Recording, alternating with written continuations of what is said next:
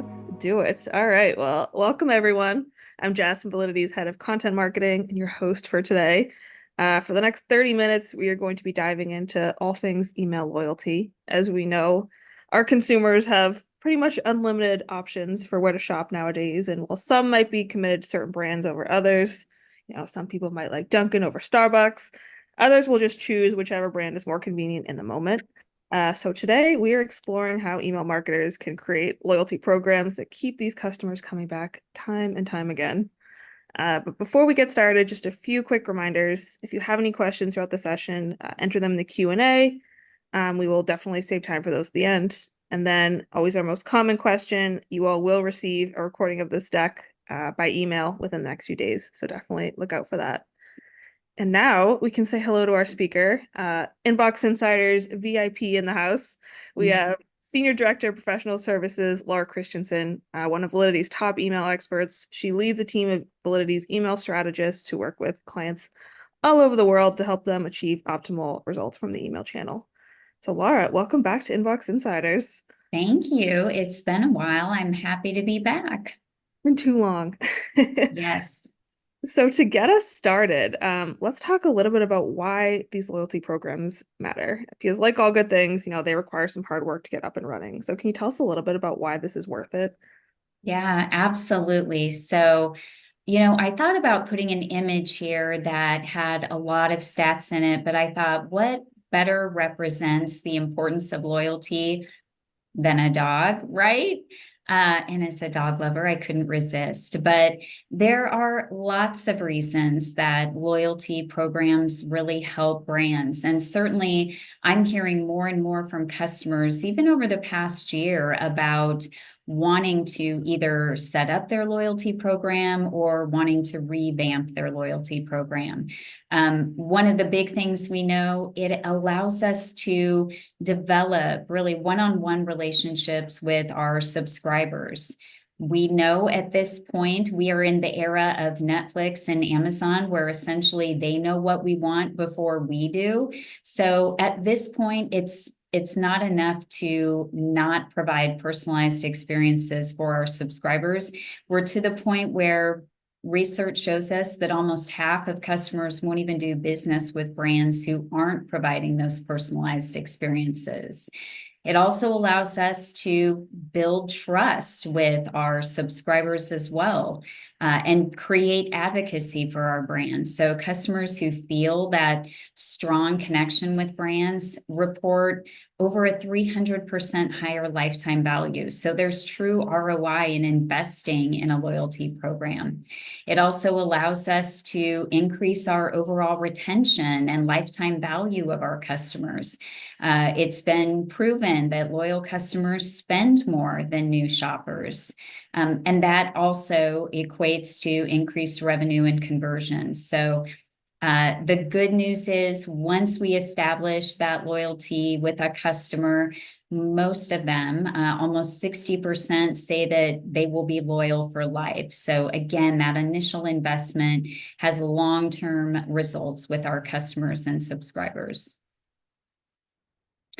So we've already established the importance of loyalty overall. So what is actually the role of email in loyalty? And it plays a critical role across the board. We know that email overall is just the most cost-effective channel for us to be able to engage and interact with our customers.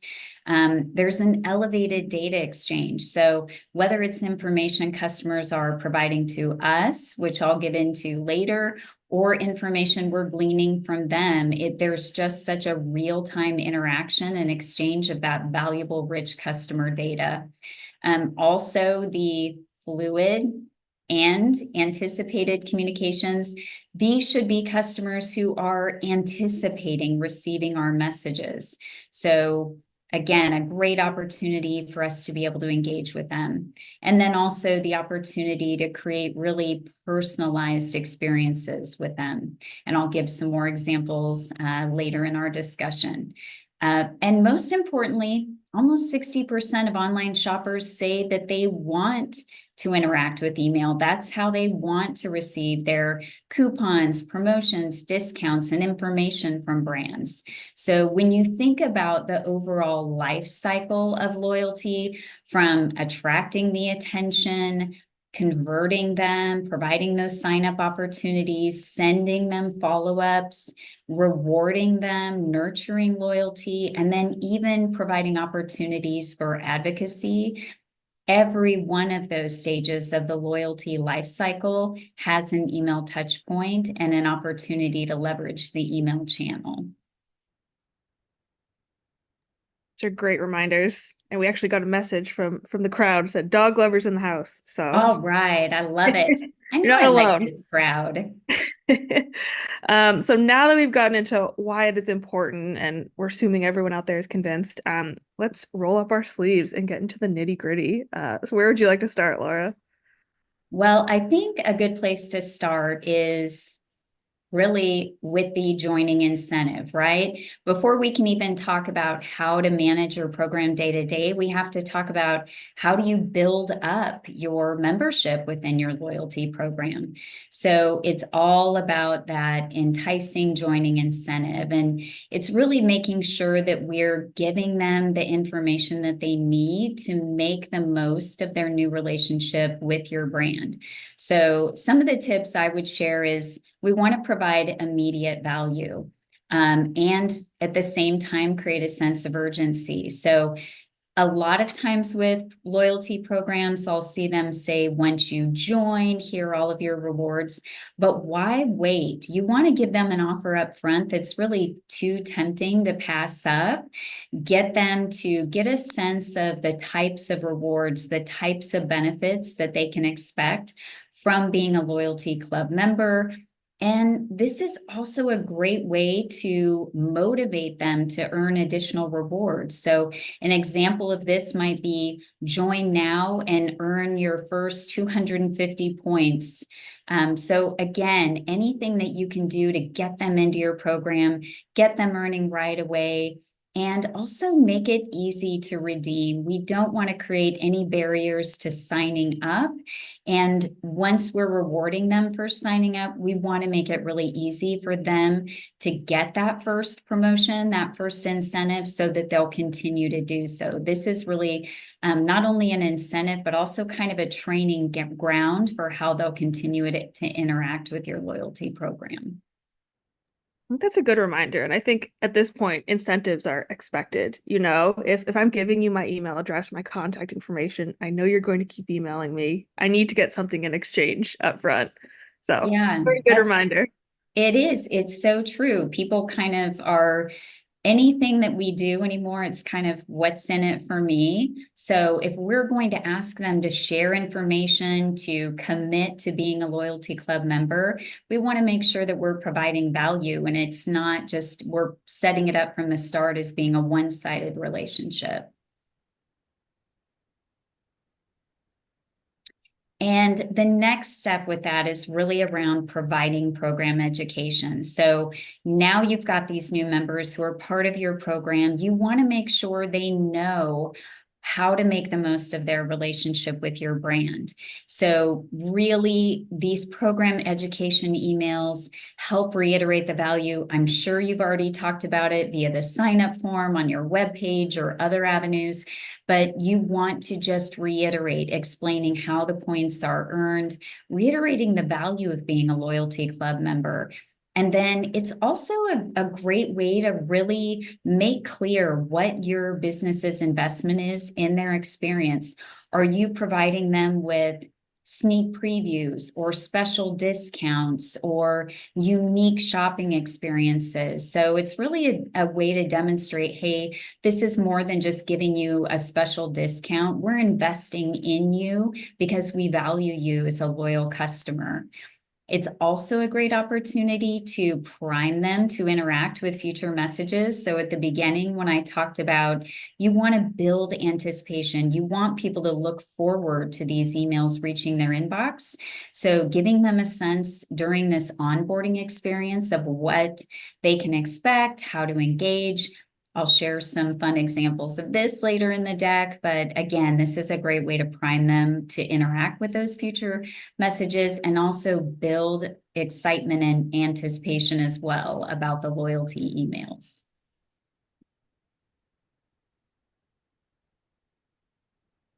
And then, of course, as I mentioned earlier, just the importance of leveraging this as an opportunity to personalize messages and just create experiences within your email program that exceed their expectations.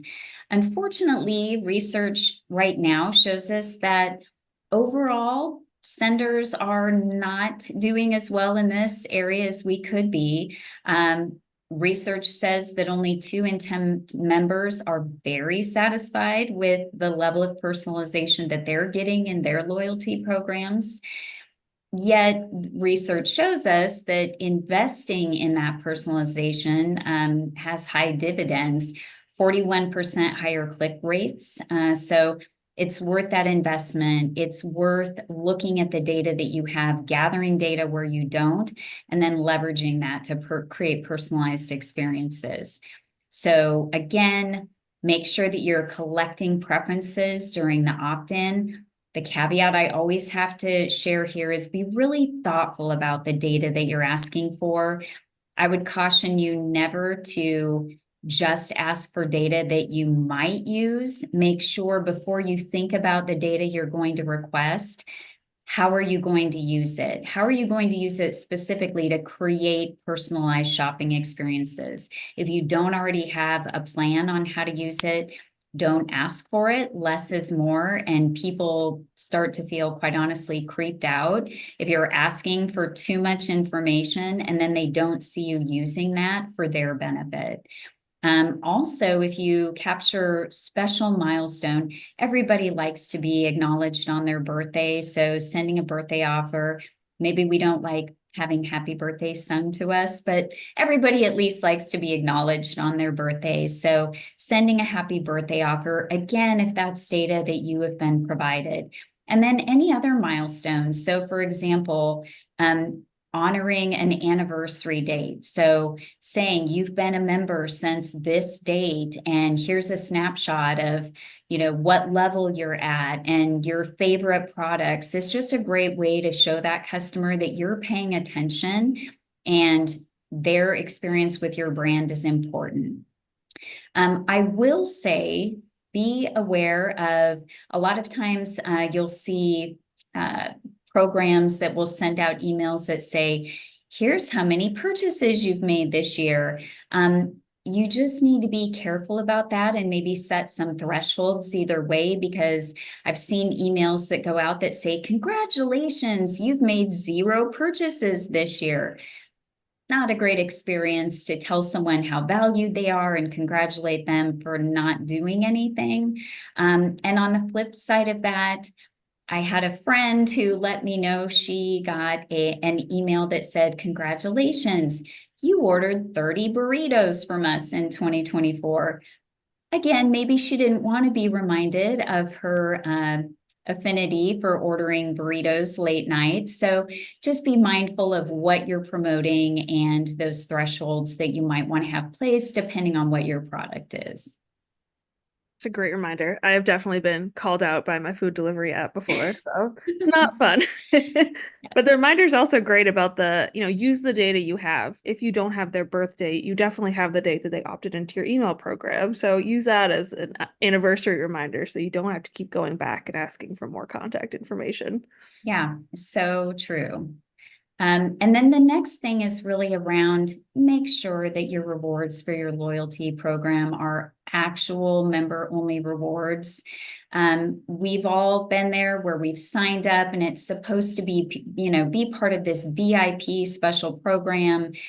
And then you find out that the rewards aren't that great. And again, it feels a little bit like a bait and switch that we've given all of this personal information and we're really expecting this white glove VIP experience only to see that, and this typically I will see this come out when there's an issue with segmentation and a customer will accidentally receive the loyalty version and the non-loyalty version. And then they'll say, we'll see complaints skyrocket because they'll see, well, wait a minute, this isn't really any different than the experience everybody else is getting. So make sure that for that rich data that you're giving them, it is a unique experience, that the rewards are unique to them. So having just even those complimentary treats can help affirm their interest, reiterate the value that they have in your products. And really, it can be the determining factor for why they stay loyal to your brand, because they are getting a better experience, a unique experience shopping with you. Yeah, we got a great reminder from someone in the audience actually that said, make sure your offers make sense in comparison with the other campaigns you have going on. This person, I guess, Absolutely. got a 5% off birthday coupon sandwiched between 40% off and 30% off coupons and said they didn't feel very special. And that totally makes sense. Yeah, that's very frustrating. Or worse yet, if you find out that everyone else is getting a better offer and you're having those overlapping offers, we want to keep it really simple for our loyal members. And then the next one is one that I particularly enjoy, and this is around gamification of your loyalty emails. And I will say this is becoming more and more critical. We're seeing this with millennials and Gen Z, where they're looking for this sort of interactive experience. You know, we have to go a little bit further to capture their attention and get them to engage immediately. And gamification is a great way to do that. And when we look again at the research of what drives satisfaction with loyalty programs, enjoys participating was the number 2 driver. So why would they enjoy participating? Honestly, discounts will only go so far. Again, it's all about creating that unique, special customer experience, and gamification is one way to do that. So we know that the members who are engaging with those programs, again, they're more likely to interact with those messages, and 8 out of 10 will engage with the game mechanics when present. So if you're ever wondering, oh, is it worth all of the effort? It actually is. Most people cannot resist playing a game. We're all kids at heart, right? And I know it seems like we cannot take this on. It looks so complicated. We'll never get this up and running. But honestly, you can often just work with your designer to introduce a simple gift. So if you, in the email I've shown here, you can see they're just showing the scratch off. And when you click on the call to action button, then it takes you a landing page where the code is fully built out for you to play the game. So you don't have to make the gamification directly within the email. It's just a way to get them to notice that and get excited. And honestly, who can resist a scratch off? It's just you compels you to want to interact with that. Next up is around sending reward and status updates. So maybe you've heard it, but almost a third of consumers are frustrated with rewards points expiring before they can be used.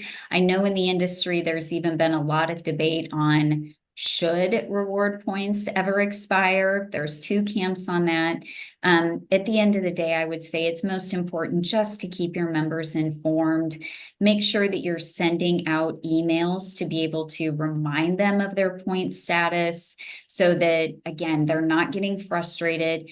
And at the end of the day, it is an incentive. You know, you can actually boost sales by reminding them, hey, you've got these points, use it or lose it. This is your chance, and making sure that there are no surprises for them. And it's another great way to reiterate your program's value.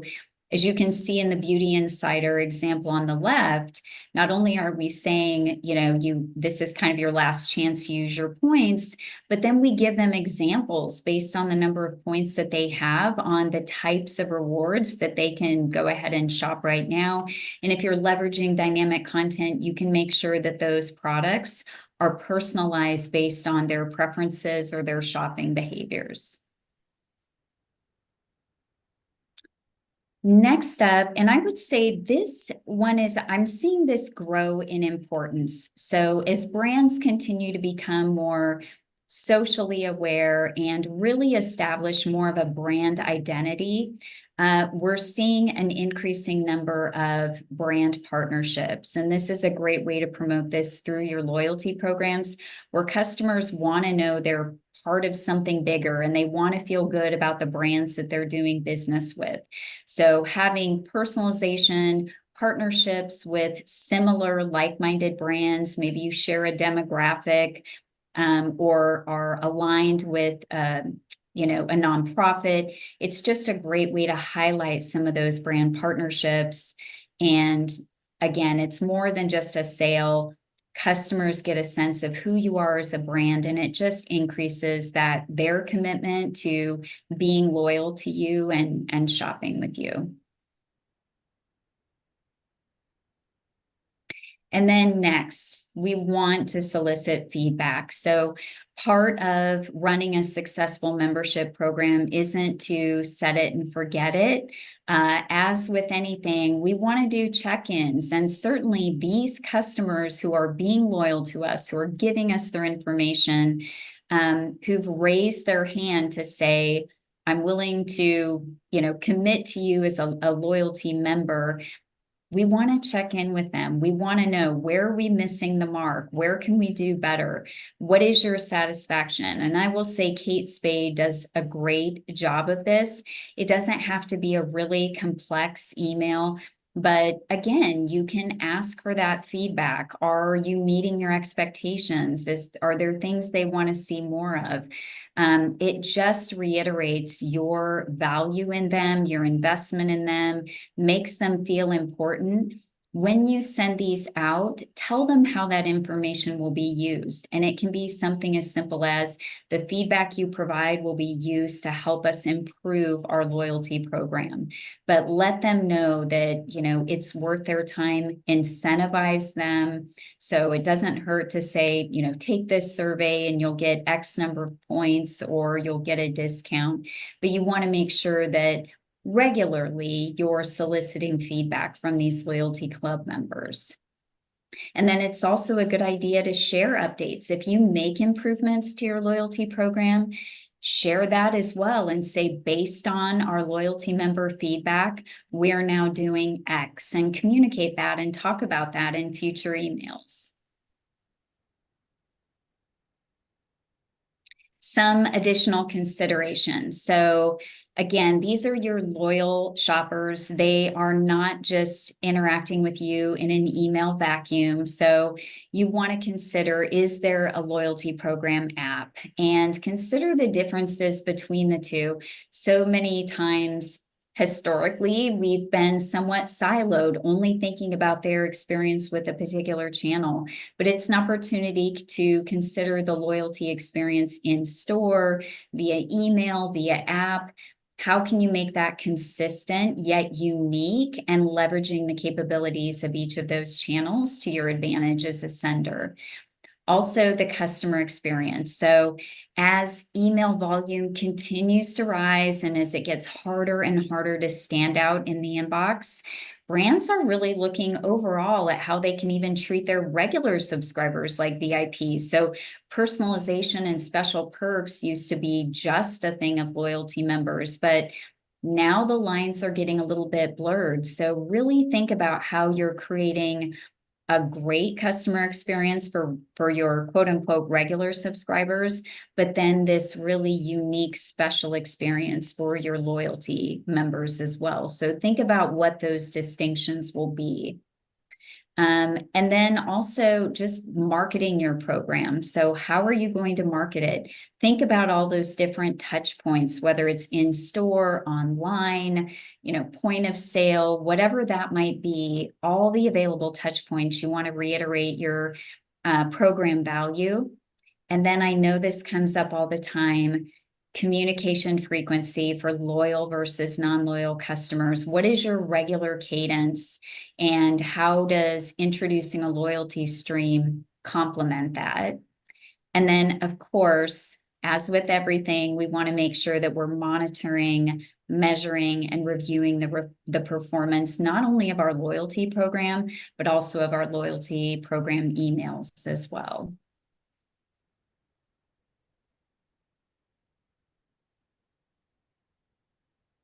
Whew, amazing. We just packed a ton into 30 minutes, so thank you so much for that. But if you guys want to learn even more about customer loyalty, we have some good resources here for you to check out. We have a podcast about customer loyalty, a preference center checklist. Make sure you're capturing that really valuable customer data that fuels these programs. And if you're a Validity customer, you can even book some time with Laura and her fabulous team to talk about their personalized recommendations for your program. So be sure to check that out. But now I think we have some time for Q&A. So you ready to be in the hot seat, Laura? Ready or not, let's All bring it on. right, so I've seen a couple come in, keep them coming for sure. But first one, pretty general. How do we measure the success of our email loyalty program? What metrics do you recommend we track? That is a great question. I get that question all the time. And I would really say, again, not to turn the question right back around, but I would really say it's important to first define your goals. So, what are the goals of you having a loyalty program for your business? Once you know your goals, it's much easier to define metrics that are specific to your business. So maybe for your brand, it's the number of signups, or maybe you're looking at the average number of points or that are either earned or redeemed. It could be how is the frequency and recency of transactions trending? Are you seeing that increase after introducing your loyalty program? You could be looking at lifetime value. So, how much revenue are customers generating during their time with your brand? Things like retention rate. I just talked about surveys, member satisfaction. So, there are lots of different program KPIs. And again, I would say, even outside of your loyalty program KPIs, it's also important to monitor your email program KPIs. So making sure that you're monitoring click-through and conversion and your deliverability rate, your complaints, which certainly at Validity, we leverage Everest to be able to track all of the email campaign side of things. So those are just some examples, but I would go back to define your goal first and then start to pick those metrics that make the most sense for your brand. Awesome. Plenty of options there for sure.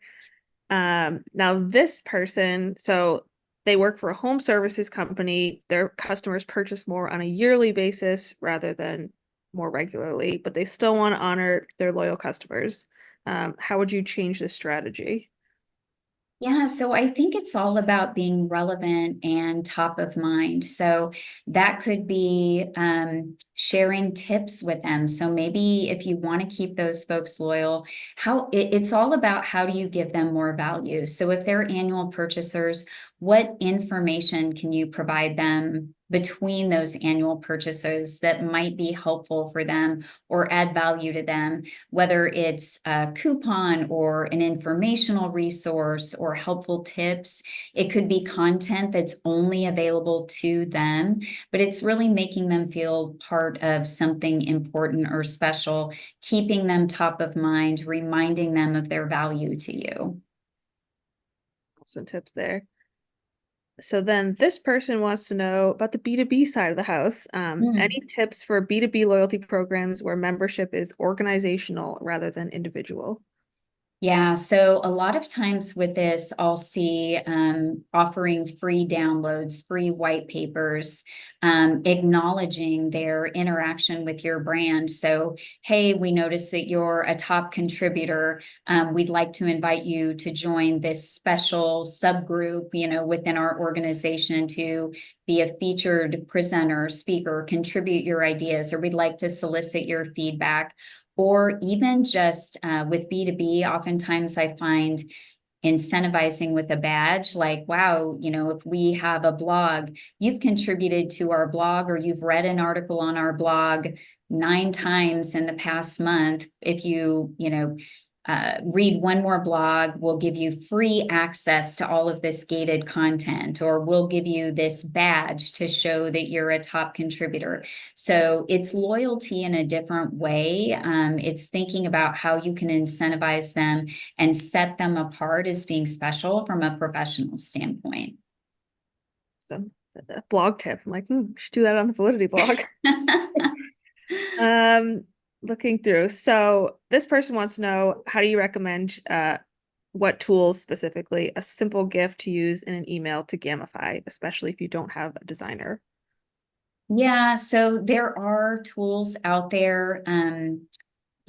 Wiki things that you can download. You just want to be careful that they don't negatively impact your deliverability. So, again, if you don't have the benefit of working with a designer, you can check out some of the free tools that are available out there. Just make sure you're doing your research first and also doing some pre-send testing to make sure that you're not getting blocked or caught in any filters at any of the mailbox providers, because there's nothing, as we all know, more frustrating than putting a lot of work and time and effort into an email only to find out that it either was blocked by the mailbox provider or ended up in the spam folder. So just do your research and do your testing for sure. Love it. So this one is, we actually have to end on this one. Sorry, everyone. But this is a joining incentive question. Do you have a preference or recommendation if it's an offer they can use on the first purchase or the second purchase? I like to get them in right away, right? Why delay that? If they are signing up to be a loyalty member, odds are they were already interacting with your brand. So whether they're signing up in store or they were online, or they received an email that was promoting your loyalty program, you're already dealing with somebody who is primed at the very least to engage, if not primed to purchase. So, again, if you can give them something, whether it's an initial number of points, if you're running a point program, or if it's a discount, or if it's a free gift, something that just sets the tone. And one other tip on that I would provide as well, in addition to thinking about that initial one, I would make it be right away for that first purchase. When you're sending loyalty emails and you're thinking about frequency, try to be consistent. It's less about how often and more about when, because you want to prime your loyal members to think about, oh, I usually get a loyalty email every Monday. So even though it's Friday and I'm ready to purchase, I'm going to wait because I want to see what discount they're going to be offering me. So we see loyalty programs start to shape and shift consumer behavior when they have those great offers. So again, another way to be consistent so that they anticipate and are more likely to engage and also convert with those emails. Awesome. Thank you everyone who submitted questions. I'm sorry we did not have a chance to get to all of them. Um, but if you liked our session today, stay tuned for next time. We are actually on a little Inbox Insiders break next month, but we will be back in July with email design tips to help everyone stand out in the inbox. So make sure you check that out. And with that, we will sign off. Thanks, everyone. Thanks, everyone.